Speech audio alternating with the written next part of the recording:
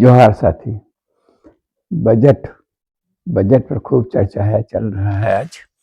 और जो हमारी वित्त मंत्री हैं, लगातार पिछले कई वर्षों से बजट पेश करती हैं और हर बजट में उसी तरह के लुभावनी बातें होती हैं, तरह तरह के हवाई योजनाएं और ये वो। लेकिन विकास की जो गति है वो तो हम लोग देख ही रहे हैं, क्या हालत है देश का और हमारे आसपास के माहौल कैसा है, ये सब तो हम लोग देख रहे हैं। किस कदर महंगाई है, किस कदर बेरोजगारी है, किस कदर विषमता है, किस तरफ जो अमीरी और गरीबी के बीच की खाई है वो निरंतर बढ़ता जा रहा है। ये अस्थायी चिंता का विषय है। तो वो सब लगातार पिछले विगत 14 के बाद से ही लगातार यही वित्त मंत्री हैं, लगातार बजट बनाती हैं और तरह तरह की लंबी चौड़ी बातें होती है उसमें।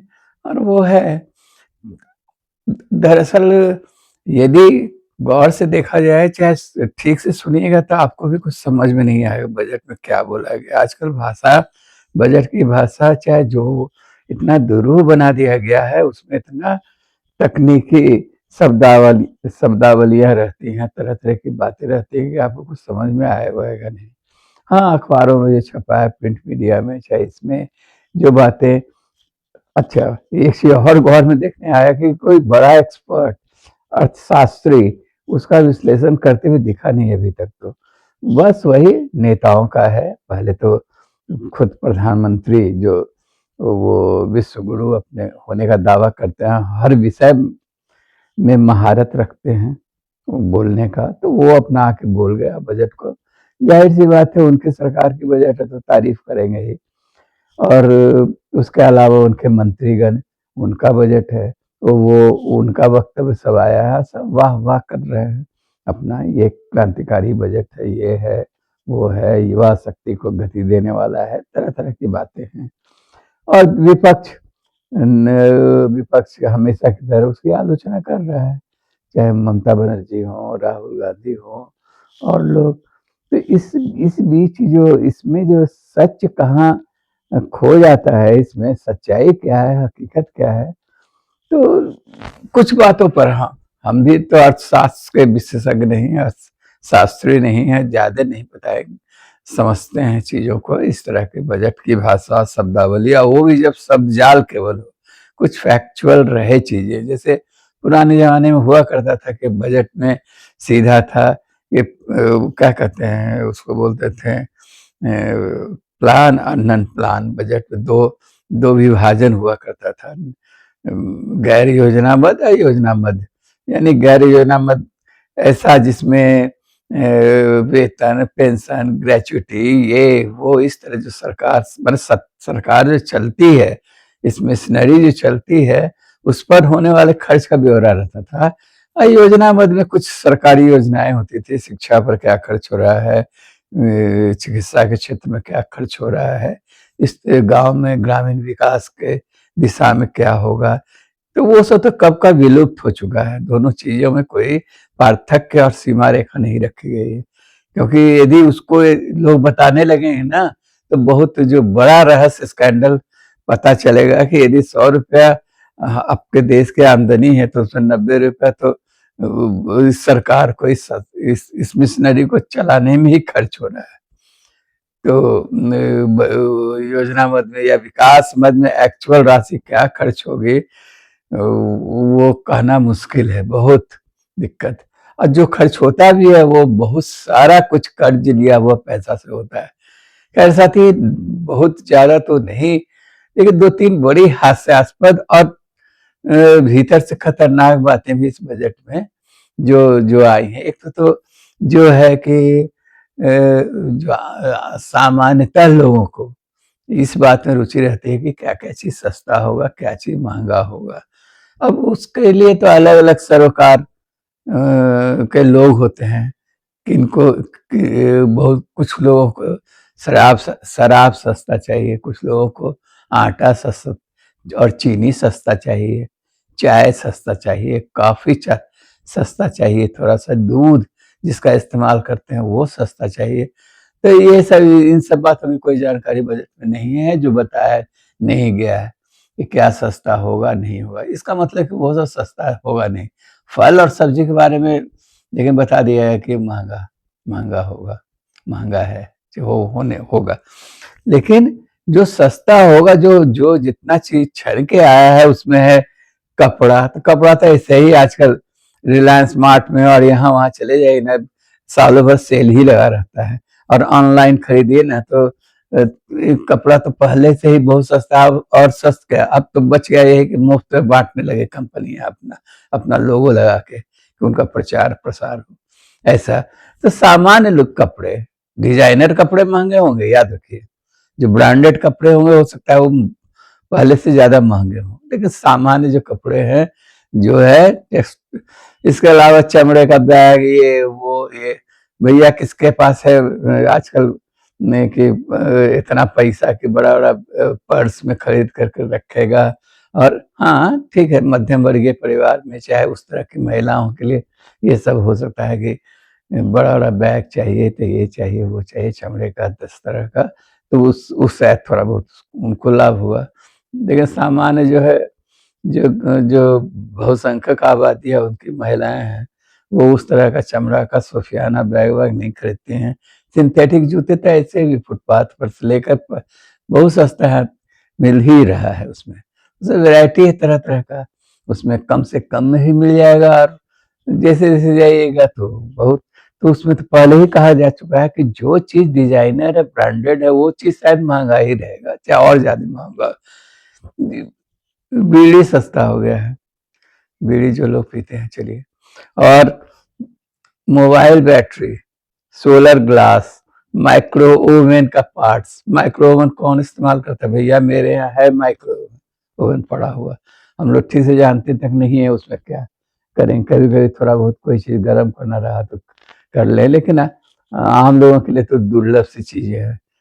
लोग लकड़ी बटोर के ला रहा है और चूल्हा जला रहा है, बहुत मुश्किल से गैस अब इस्तेमाल थोड़ा बहुत करने लगा, माइक्रोवेव है, ये वो। माने गरीब लोगों को इससे कोई फ़र्क नहीं पड़ने वाला है। विदेश यात्रा सस्ती हो जाएगी। चलिए, मिडिल क्लास को थोड़ा बहुत राहत हो सकता है। एक जो सामान्य जो है आम भारतीय विदेश यात्रा कहाँ से करेगा और कैसे करेगा? विमानों का ईंधन सस्ता हो जाएगा तो उससे हम लोगों को क्या फ़र्क होगा पड़ेगा? हाँ, विमान यात्राएँ सस्ती होंगी, ये तो आने वाले दिनों में पता चलेगा, क्योंकि एक बार भाव जो बढ़ जाता है वो घटता-वटता नहीं है। और आपका रेल भाड़ा, अब जैसे कई रेल 7-8 खंडों पर एक कुछ एकदम सुपर फास्ट ट्रेनें चलेंगी, वो ज़्यादातर साउथ में ही है, एक आध बनारस से है, जो लंबी दूरी का जो है, तो उसमें। लेकिन हमारा मतलब तो ये ना है जानना कि भाई रेल भाड़ा कुछ सस्ता हुआ कि नहीं, चाहे होगा कि नहीं, वो सब कुछ नहीं है। चलेगा, चलेगा, तो इतनी महँगी हैं ट्रेनें कि कौन उसमें उसमें यात्रा बहुत वो मिडिल क्लास करता है, उनको थोड़ा बहुत राहत हो, लेकिन आम आदमी के लिए हम जब बात करते हैं, अंतिम जन की बात करते हैं, तब लगता है कि ये क्या है? और महँगा क्या होगा? शराब महँगा हो जाएगी। चलिए, ठीक है।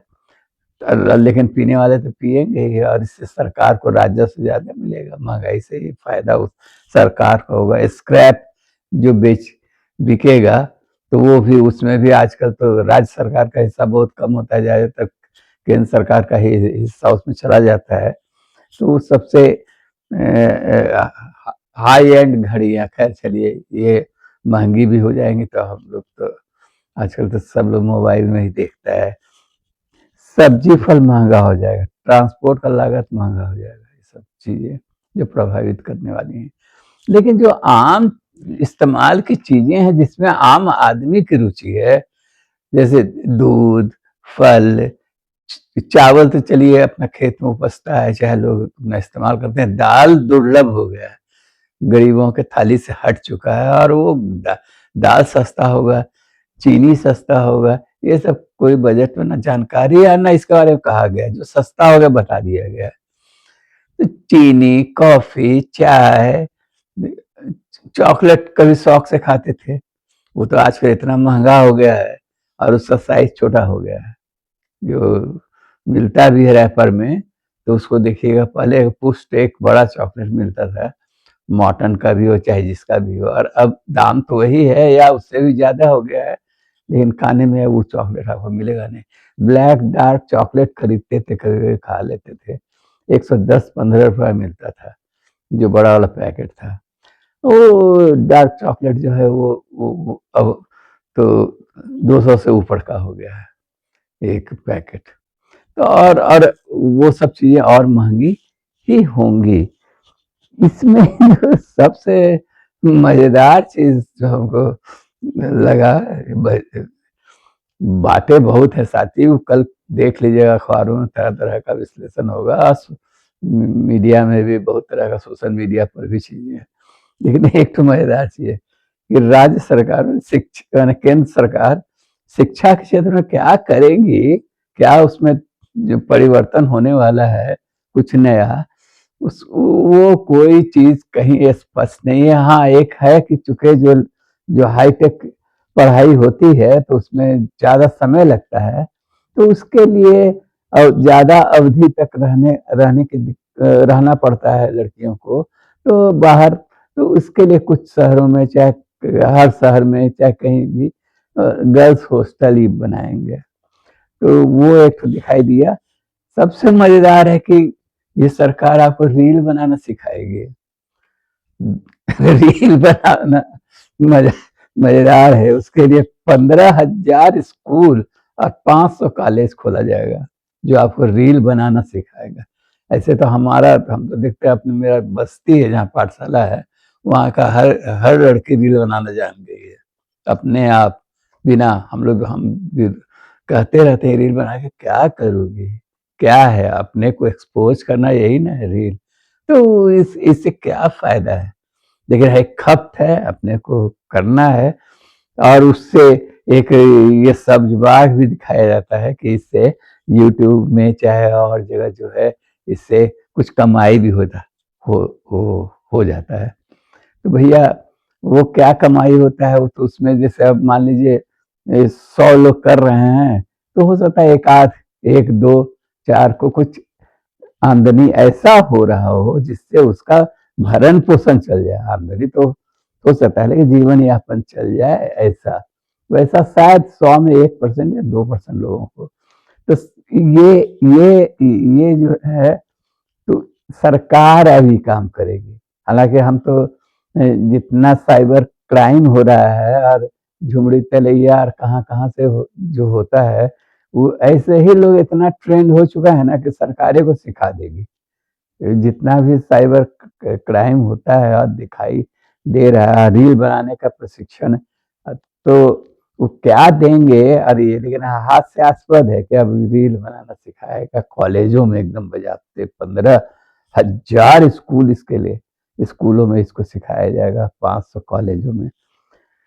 और जो एक और चीज जो है, इसको कभी बजट पे तो बहुत सारी बातें हैं, जैसे कि जो है जल मार्ग, तरह-तरह का, वहाँ बनारस से वहाँ तक, जो जो गंगा नदी है उसमें, चाहे और जो बड़ी-बड़ी नदियाँ हैं उसमें, ये सब योजनाएँ ज़्यादातर पहले भी घोषित हो चुकी थी और ज़्यादातर फेल हो चुकी हैं, उससे कुछ होता नहीं है। जो अभी ज़्यादातर देखिए आप कहीं, जहाँ वास्तव में नदियों को पार करने का ज़रूरत पड़ता है, तो वहाँ एकदम पुराने किस्म के नाव, या उसमें आजकल जुगाड़ वाला जो होता है ना, जो डीज़ल इंजन से चलने वाला कुछ-कुछ मोटर बोट उस तरह का बनने लगा है नाव-वाव में। लेकिन भयानक प्रदूषण भी वो करता है। लेकिन और जो घोषणाएँ होती रही हैं पिछले बजट में, चाहे हर बजट तो हर साल हो रहा है, तो हर साल घोषणाएँ होती हैं, लेकिन वो कहीं ज़मीन पर दिखता नहीं है। जो जो जो जल मार्ग वाला जो कल्पना है, वो एकदम फालतू है, वो अपना जैसा चलता है। नदियों का पानी निरंतर घटता, बाढ़ के समय में आ जाता है, लेकिन ऐसे तो निरंतर पानी कम ही रहता है, कई तरह का। तो वो जैसे योजना है, रेल का आपको बताया कि रेल में योजना है। एक जो जो मेरा ध्यान खींचा है, एक मज़ेदार मज़ेदार और समझिए कि माने कि सरकार के मंशा, नियत पर इनकम माने आप जो आमदनी आपका है, इनकम करते हैं आप, आय करते हैं, उसका खुलासा करने का बहुत, चाहे उसको लेकर चिंता करने का है, वो अब ज़रूरी नहीं है। उसको बहुत तरह का उसमें राहत दिया गया है कि चलिए, पहले आय से अधिक संपत्ति रखना एक कितना बड़ा अपराध माना जाता था। करीब-करीब जितना विपक्ष नेता है इस मामले में फँसे हुए हैं, उन पर मुकदमा इसको लेके चलता रहता है।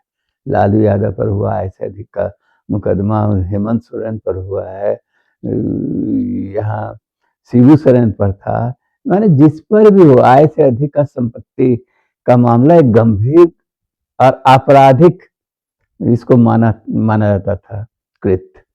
लेकिन उसको सरकार ने बहुत छूट दे दिया है।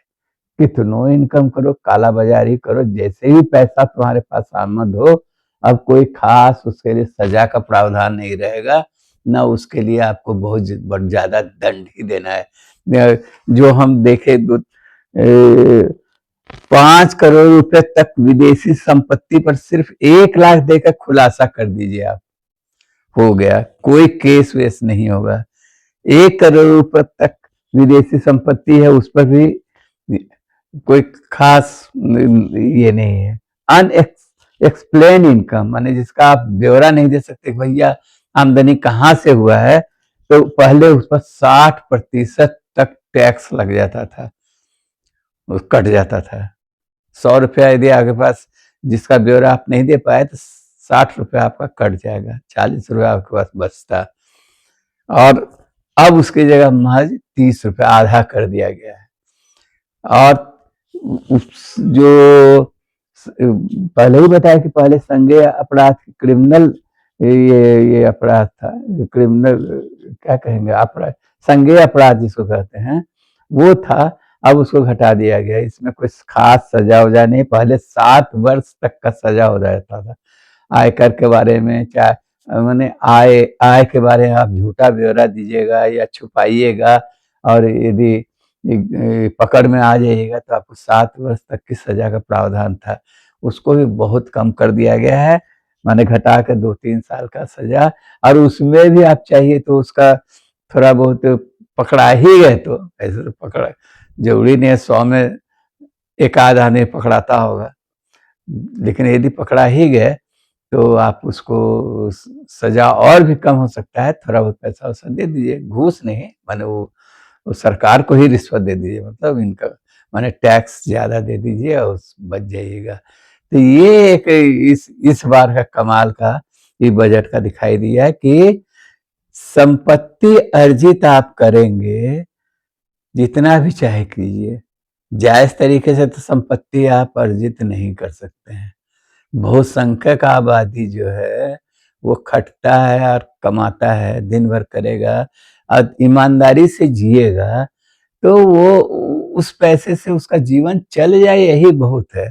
वो बचाएगा क्या और रखेगा क्या ये, लेकिन अफरात पैसा आप एकदम कमा सकते हैं कालाबाजारी करके, घूस से, रिश्वतखोरी कर से, कमीशनखोरी करके, एकदम सरकारी पैसे का गबन करके।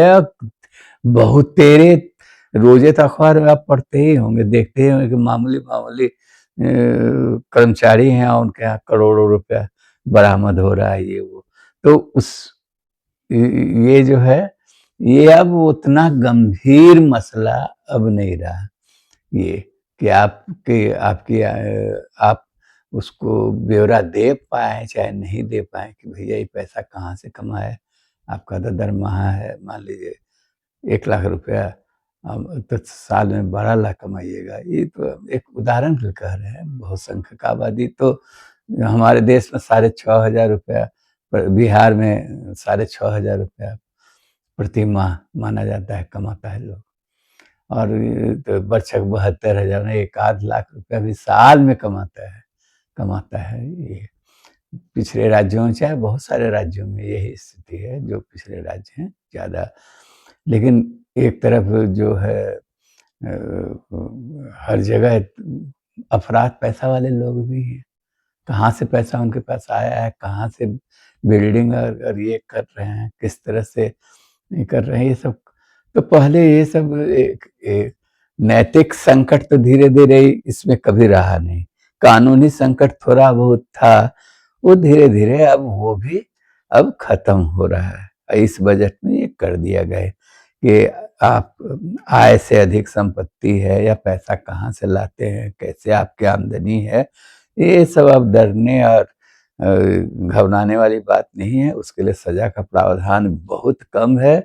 फाइन थोड़ा बहुत है, फाइन दे के भी जो भी थोड़ा बहुत सज़ा हो सकता है उसको माफ़ हो सकता है।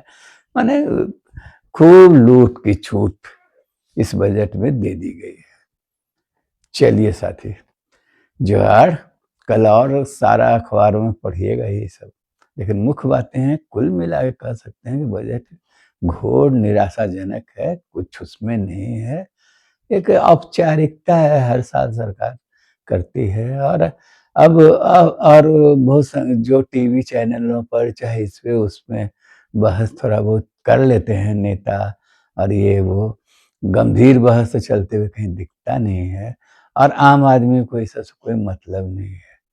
वो उसको कोई फ़र्क, जैसे हाल में जो ये हुआ था जीएसटी वाला में कुछ हुआ था ना, तो उसके बाद लगा था कि इसमें बहुत राहत मिलेगा लोगों को।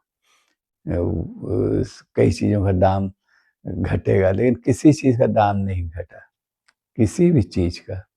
उम्मीद किया गया था कि हाँ, ऐसा होगा, लेकिन वो उसी तरह इस बजट के बाद भी कुछ ख़ास फ़र्क आपको दिखेगा। एक तो घोषित रूप से भी ये नहीं कहा गया है कि आम उपयोग, आम लोगों को कोई राहत मिलेगा।